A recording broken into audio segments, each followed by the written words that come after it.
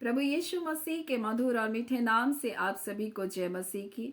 आज परमेश्वर के वचन में आप सभी का स्वागत है। परमेश्वर पिता आज अपने वचनों के द्वारा आप सभी को बहुत आयत से आशीष को दे। पिता परमेश्वर आज अपने वचनों के द्वारा आपसे बोले और बातचीत करे। शांति किन के लिए? क्या सारे संसार के लिए शांति है? मेरे प्रियो, परमेश्वर अपने वचन के द्वारा में कुछ बातों को स्पष्ट करता है। जब हम लूका 2 अध्याय को अध्ययन कर रहे हैं और उसके 14 को जब हम पढ़ते हैं तो इस प्रकार से लिखा है, आकाश में परमेश्वर की महिमा और पृथ्वी पर उन मनुष्यों में जिनसे वो प्रसन्न हुए शांति हो। मेरे प्रियो, ये शांति उनके लिए जो परमेश्वर को प्रसन्न करने वाला जीवन को जी रहे हैं। हर एक के लिए शांति नहीं। लोग आज शांति की खोज में दर दर भटक रहे हैं, यहाँ वहां जा रहे हैं, क्योंकि कोई शांति नहीं। मेरे प्रियो, ऐसा नहीं है कि लोगों के पास कुछ नहीं है। वह संसार की सारी वस्तुओं के होने के बावजूद उनके अंदर कोई शांति नहीं है। शांति कैसे मनुष्य के जीवन में आ सकती है? हम इस शांति को कैसे प्राप्त कर सकते हैं? आज हम परमेश्वर के वचन से इस बात को सीखेंगे। मेरे प्रियो, परमेश्वर ने एक अद्भुत योजना हमारे लिए बनाई और उसी योजना को परमेश्वर हमारे जीवन में पूरा कर रहा है। और स्वर्गदूतों का एक झुंड आकर परमेश्वर की स्तुति और बड़ाई और प्रशंसा को करते हुए इस प्रकार से वो कहता है कि आकाश में परमेश्वर की महिमा हो और पृथ्वी पर उन मनुष्यों में जिनसे वो प्रसन्न है शांति हो। और परमेश्वर का वचन यशायाह 48 और उसके हम लोग 17 से जब पढ़ेंगे, यहाँ पर परमेश्वर की योजना के बारे में हमें बताया गया है। यहोवा जो तेरा छुड़ाने वाला, आपको पापों से, अपराधों से, गुनाहों से, हर प्रकार की निराशाओं से, बंधुआई से छुड़ाने वाला परमेश्वर, इज़राइल का पवित्र, वह यूं कहता है, मैं ही तेरा परमेश्वर यहोवा हूं। वो स्पष्टता से कहता है, मैं ही तुम्हारा परमेश्वर यहोवा हूं, मैं तुम्हारा छुड़ाने वाला परमेश्वर हूं। और वो कहता है कि मैं जो परमेश्वर हूं, जो तुझे तेरे लाभ के लिए शिक्षा देता हूं। मेरे प्रियो, परमेश्वर जो शिक्षाएं हमको दिया वो हमारे लाभ के लिए, उससे परमेश्वर का लाभ होने वाला नहीं है। परमेश्वर को प्रसन्न करना, परमेश्वर की आज्ञाओं को मानना है मेरे प्रियो। और जब हम परमेश्वर की आज्ञा को मानते हैं, परमेश्वर को हम प्रसन्न करते हैं और ये हमारे लाभ के लिए, इससे हमारा भला होगा, परमेश्वर चाहता है। परमेश्वर जो योजना हमारे लिए बनाई, हमारी भलाई के लिए बनाई है, क्योंकि वो पवित्र परमेश्वर है। वो अपवित्रताई को देख नहीं सकता है। वो गुनाह, वो गलतियां, वो गुनाहों के जीवन को परमेश्वर देख नहीं सकता। आज बहुत सारे लोग अपने जीवन में गुनाह, गलतियों में अपने जीवन को जी रहे हैं और इस कारण तो वह शांति में जीवन को जी रहे हैं। इसलिए परमेश्वर का वचन इस प्रकार से, स्वर्गदूत जब स्तुति गान को गा रहे तो कहता है, परमेश्वर की शांति उन पर होगी, पृथ्वी के उन मनुष्यों पर होगी जो उसको प्रसन्न करने वाला जीवन को जी रहे हैं।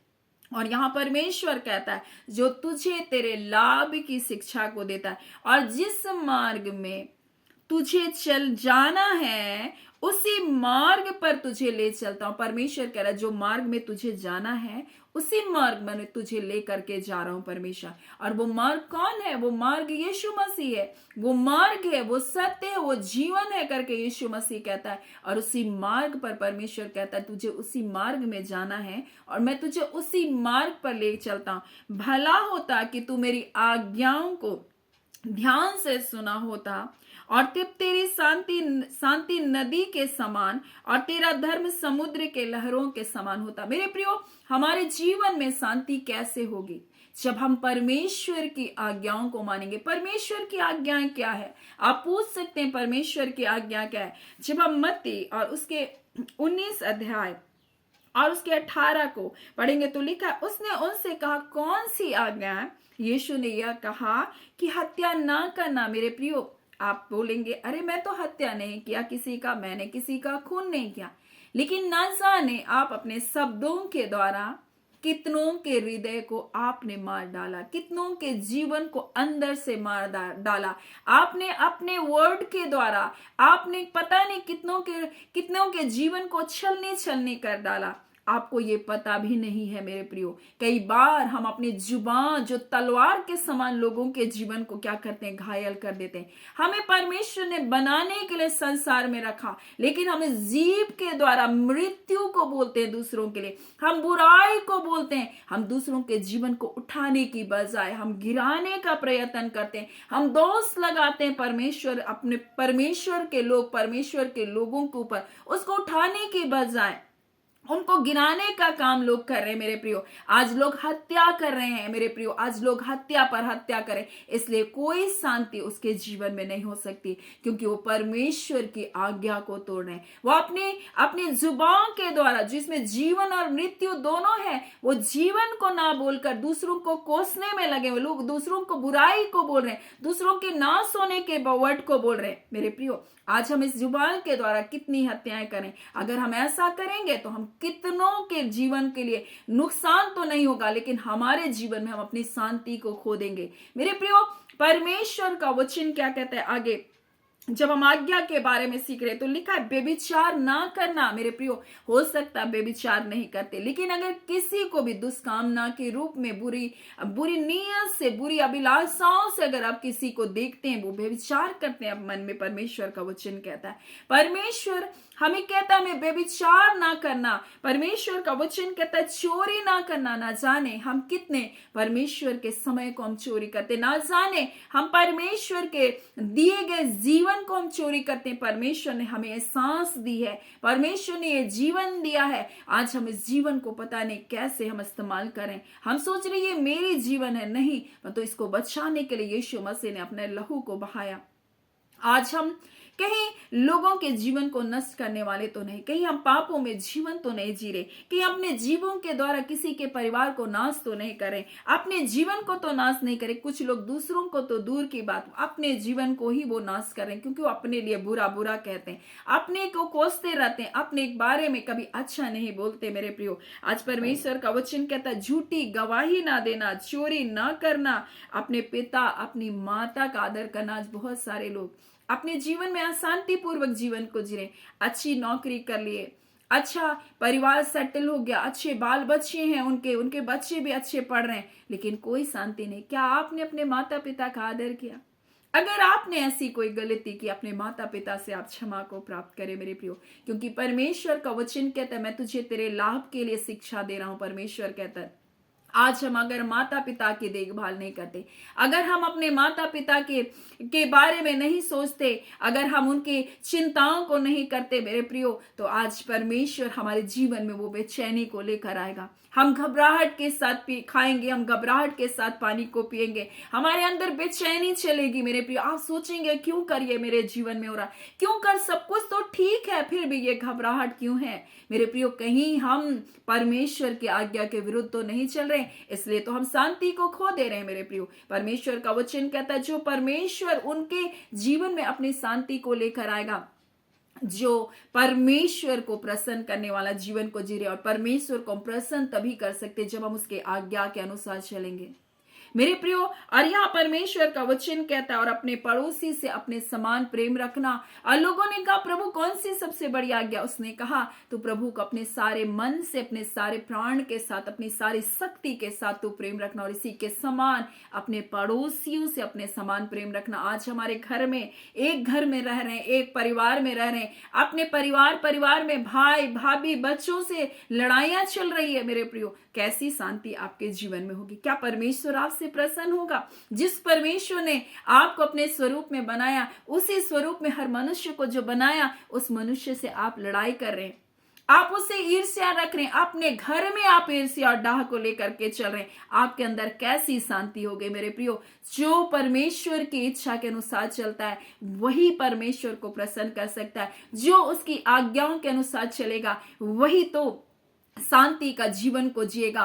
और यहाँ पर यशायाह 48 इस बात को कहा कि जिस मार्ग में तुझे चलना है मैं उसी मार्ग पर तुझे लेकर चलता हूँ। भला होता कि तू मेरी आज्ञाओं को ध्यान से सुना होता। मेरे प्रियो, कई बार हम परमेश्वर के वचनों को ध्यान से नहीं सुनते, हम उसको टाइम पास जैसा सुनते हैं और फिर हम ऐसे ही उसको अपनी नजरों से ओझल करते हैं। क्या बोला गया, वचन सुने तो सही लेकिन माने नहीं। आज बहुतों के अंदर अशांति का कारण यही है, वचन सुन तो रहे हैं लेकिन मान नहीं रहे प्रियो। आज लोगों को माफ नहीं कर रहे हैं, आज लोगों से मेल मिलाप नहीं रख रहे हैं। और परमेश्वर से कैसे मेल मिलाप रख सकते हैं जब आप परमेश्वर की आज्ञा के अनुसार नहीं चल रहे? आपके जीवन में शांति कैसे आ सकती है? आज परमेश्वर अपने वचन के द्वारा हमसे कहना चाहता है कि भला होता कि तू मेरी आज्ञाओं को ध्यान धरकर सुनता। ये वचन आईना है, आपके जीवन को जब प्रकट करेगा आप इसे देखें और अपने जीवन को सुधारने का प्रयत्न करें। पवित्र आत्मा से सहायता मांगे, परमेश्वर मैं अपनी इस गलती को इस जगह में सुधारना चाहती हूँ ताकि मैं आपकी शांति में जीऊं। और मेरे प्रियो, परमेश्वर का वचन कहता है तब तेरी शांति नदी के समान होगी। मेरे प्रियो, नदी अपनी गति पर बहती जाती है। क्या आपने नदी को देखा? उसके सामने जितनी बड़ी चट्टान आ जाए वो चट्टान के कारण रुकती नहीं, परंतु वो उससे मुड़ करके अपना रास्ता बना लेती है। उसके सामने जितने बड़े पत्थर आ जाए लेकिन वो क्या करती है, उसकी गति और तेज हो जाती है। भले वो धीरे से बह रही है वो नदी, शांति से वो बह रही है नदी, लेकिन अगर सामने वो पत्थर आ जाए तो उसकी गति और तीव्र हो जाती है, वो रुकती नहीं। वैसे परमेश्वर आज अपने वचन के द्वारा हमें बताना चाहता है, जब आप आज्ञा को मानेंगे, जब आप प्रसन्न करने वाला जीवन को परमेश्वर के साथ जिएंगे, तब आपको ना कोई तकलीफ, ना कोई बाधा, ना कोई परेशानी, ना कोई दिक्कत आपके जीवन को रोक करके रख सकता है। मेरे प्रियो, आप देखे होंगे बहुत सारे लोग इस संसार में सब कुछ है फिर भी अपने जीवन को क्यों मार डाल रहे हैं? क्योंकि वो संसार के दबाव को झेल नहीं पा रहे, लोगों की बातों को नहीं सह सक रहे। आज परमेश्वर ने आपके लिए कितनी अच्छी बातों को कहा। परमेश्वर आपसे प्रेम करता, आप जैसे भी हैं परमेश्वर की दृष्टि में आप अनमोल हैं, अप्रतिष्ठित है, लेकिन लोग आपके बारे में बुरा बोलते हैं तो आप उनकी बातों को सुनते हैं। परमेश्वर ने क्या आपके बारे में बोला वो आप नहीं सुनते। मेरे प्रियो, परमेश्वर आपके गुनाह गलती को माफ करने वाला प्रभु, संसार आपके पापों को दिखाने वाला है, लेकिन परमेश्वर आपके गलतियों को क्षमा करने वाला है। परमेश्वर आपसे प्रेम करने वाला है। आप उसकी ओर देखें। आप संसार की बातों को, आलोचनाओं को सुनकर अपनी शांति को क्यों खोते हैं? मेरे प्रियो, आप उन बाधाओं में क्यों रुक जा रहे हैं? आप आगे बढ़े, परमेश्वर से प्रेम करने वाला, परमेश्वर को प्रसन्न करने वाला जीवन को जिए। और परमेश्वर का वचन कहता है, परमेश्वर एक योजना को हमारे लिए बनाया, वो यीशु मसीह, वो मार्ग, वो सत्य बनकर हमारे लिए स्वर्गदूत इसी बात को कह रहा है। जो लोग परमेश्वर को प्रसन्न कर रहे हैं, उसके बेटे यीशु मसीह के साथ अपने जीवन को जो जीने वाले, मेरे प्रियो, उनके जीवन में परमेश्वर अपनी धार्मिकता को देने वाला है। मसीह की धार्मिकता वो जब जीवन को जिएंगे, परमेश्वर का वचन कहता है तेरा धर्म समुद्र के लहरों के समान होगा। क्या आपने समुद्र के लहरों को देखा है? क्या आप उस लहरों को पकड़ कर रख सकते हैं? नहीं, वो आएगी और सब कुछ लेकर वापस चली जाएगी। वैसे आप जब मसीह की धार्मिकता में होंगे, आप आएंगे लेकिन आपको कोई पकड़ कर नहीं रख सकता। कोई गरीबी, कोई बीमारी, कोई दुर्बलता, कोई कमजोरी आपको रोक नहीं सकती। मेरे प्रियो, आप अपना काम करेंगे और निकल जाएंगे। मेरे प्रियो, संसार आपको रोक नहीं सकता, संसार आपको बांध नहीं सकता। मेरे प्रियो, समुद्र की लहरों को क्या कोई बांध कर रख सकता है? नहीं। वैसे आप मसीह की धार्मिकता में आपका जीवन होगा, कोई ना आपको रोक सकेगा, ना कोई आपको बांध सकेगा, ना कोई मंत्र आपके जीवन में काम करेगा, ना कोई तंत्र आपके जीवन में कार्य करेगा, ना कोई दुष्ट की शक्ति आपके जीवन को बांध कर रख सकती, क्योंकि आप मसीह यीशु की धार्मिकता में, आपके जीवन में ना आलोचनाओं आपको रोक सकती है, ना लोगों की बातें आपको रोक सकती है, क्योंकि आप मसीह यीशु में है। मेरे प्रियो, आज परमेश्वर अपने वचन के द्वारा हमें बताना चाहता है, अगर हम आज्ञा को मान रहे हैं,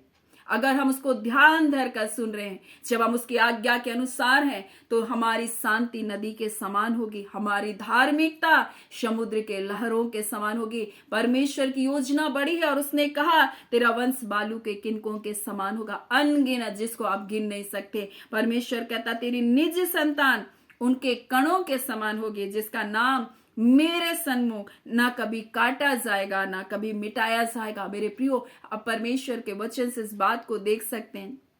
समौन ने जो शांति की बात को जोहरा है, जब आप लूका 2 अध्याय में देखेंगे और तब उसके बारे में लिखा है, वो साधारण मनुष्य है, परमेश्वर का भय मानता है, भक्त है, और लिखा है पवित्र आत्मा उस पर था।